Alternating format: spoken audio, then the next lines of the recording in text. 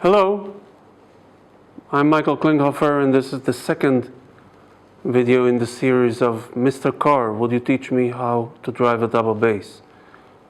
So in our first video we learned how not to hold a bass, because you actually don't need to hold a bass. In this one we'll learn how not to hold a bow. We'll also see towards the end of this video that if anything helps you balance the bass, it would be the bow.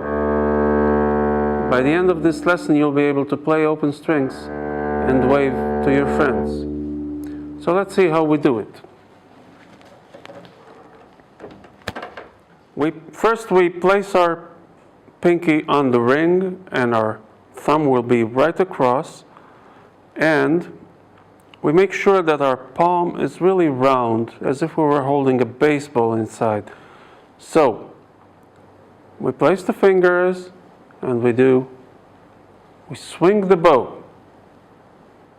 That means that we're not grabbing the bow, that it's not too tight, because if I tighten my grip, the bow will stop swinging.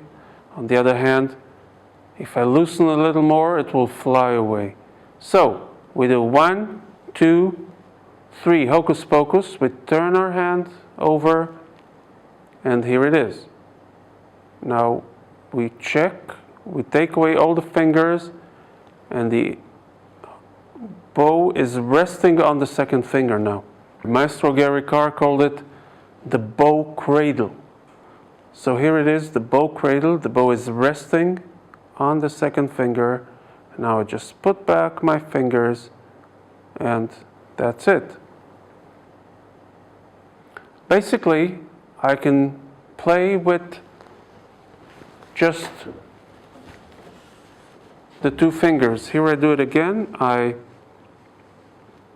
1, 2, 3, hocus pocus. I remove all the fingers, and I can play.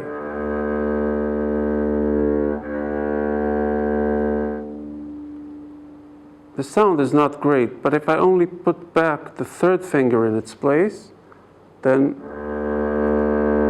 I will have a much better sound, which tells me that the role of the third finger is to create the contact with the string.